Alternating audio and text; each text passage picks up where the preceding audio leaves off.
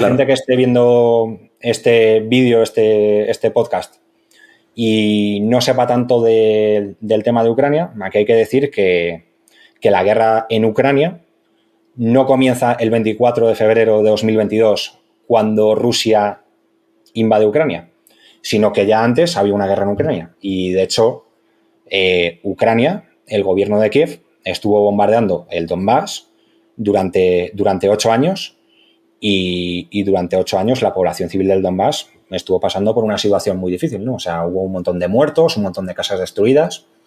Claro, aquí te cuentan que Ucrania era un país maravilloso, que todo iba bien, que no hacía daño a nadie y que Putin se levantó un día con el pie izquierdo y dijo, venga, voy a invadir Ucrania porque me apetece. No, o sea, en Ucrania ya había problemas desde bastante antes, todo este lío, digamos, empieza desde bastante antes, desde el Euromaidán.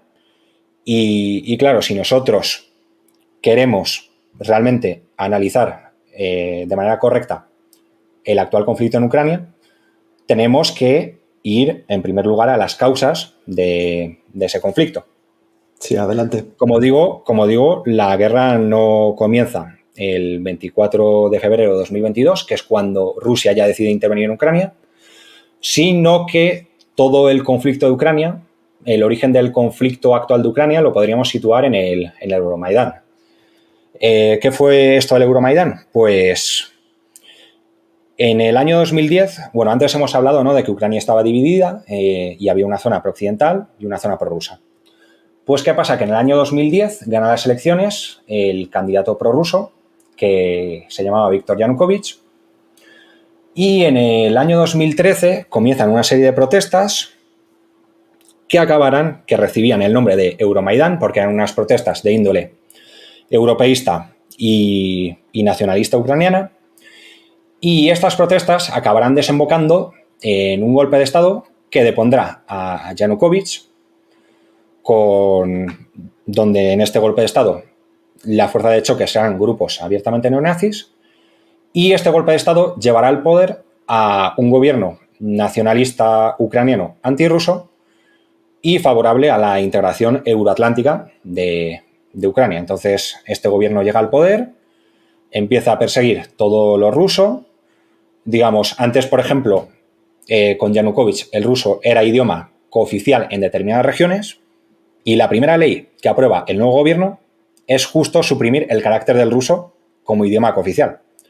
O sea, esto lo pongo un poco como ejemplo para que veáis del palo del que iba el gobierno que llegó tras el Euromaidán. Entonces, pues el nuevo gobierno que llega tras el Euromaidán empieza a perseguir todo lo ruso, empieza a glorificar también a nivel histórico a figuras bastante cuestionables que colaboraron con los alemanes durante la Segunda Guerra Mundial, como Stepan Bandera.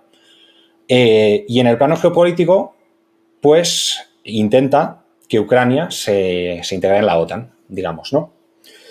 Pero ¿qué pasa? Que la población del sureste de Ucrania no acepta este golpe de Estado y sale a la calle, surge un movimiento de protesta muy fuerte y hay dos sitios donde la situación va a escalar.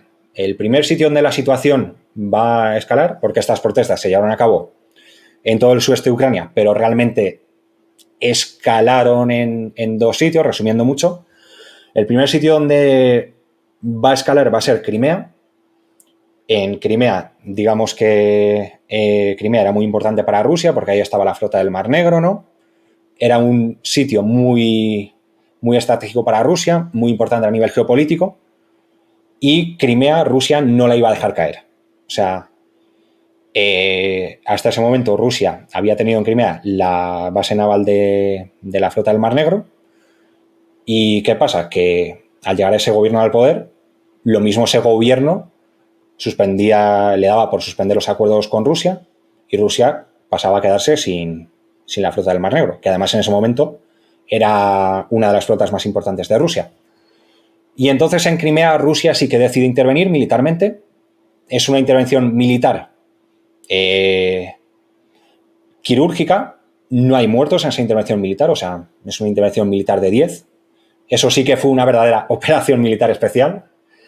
Y Y eso, y entonces Crimea pasa a formar parte de Rusia desde ese momento, desde marzo de 2014.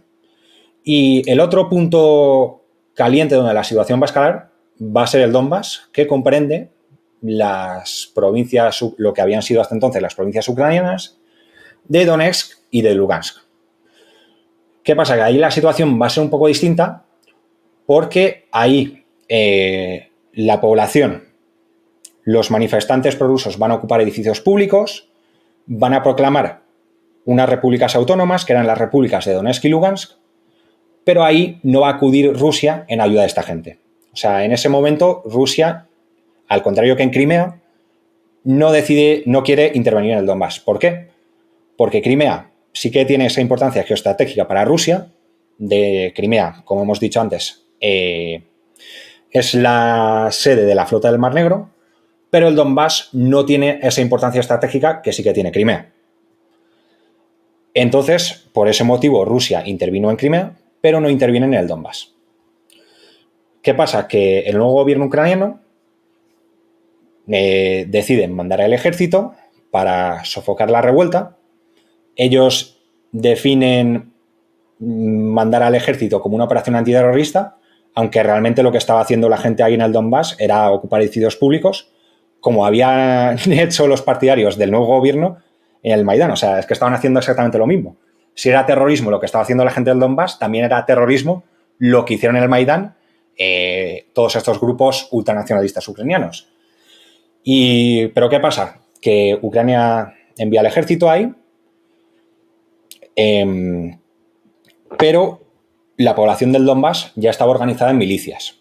Comienza a organizarse en milicias y planta cara al ejército. Además, hay que tener en cuenta que entonces el ejército ucraniano no es como el ejército de ahora, que es un ejército bastante potente, sino que era un ejército que estaba en un estado pésimo. Entonces, en ese momento, en abril de 2014, comienza la guerra del Donbass. Digamos que de abril de 2014 hasta febrero de 2015 es, digamos, la fase activa del conflicto. Digamos que en ese momento hay una guerra a gran escala.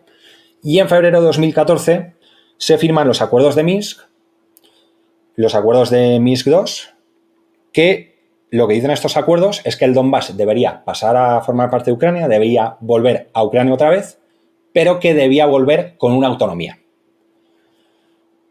Y Rusia, en principio, avala esos acuerdos. Rusia no es un firmante de esos acuerdos, como en ocasiones se suele leer, pero Rusia sí que vio con buenos ojos estos acuerdos, ¿no?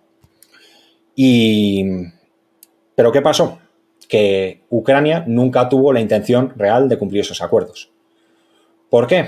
Por dos motivos. Porque incluso aunque el gobierno ucraniano de turno quisiese cumplirlos, no le iban a dejar ni los Estados Unidos, ni Occidente, que está interesado en una confrontación con Rusia, ni tampoco a ese gobierno de turno, si quisiese cumplir los acuerdos de Minsk, le iban a dejar todos otros grupos ultranacionalistas que participaron en el Euromaidán y que luego fueron integrados en el ejército, porque debido a que el ejército era muy poco eficiente y había mucha tropa que no quería luchar, esta gente sí que era gente que realmente estaba motivada. Entonces, digamos, estos dos elementos, incluso si al gobierno ucraniano de turno le apeteciese cumplir los acuerdos de Minsk, porque, por ejemplo, Poroshenko realmente nunca tuvo intención de cumplir los acuerdos de Minsk, pero Zelensky sí que, cuando vino al poder, vino con un discurso más conciliador, estos dos sectores no le habrían dejado al gobierno de turno cumplir con esos acuerdos.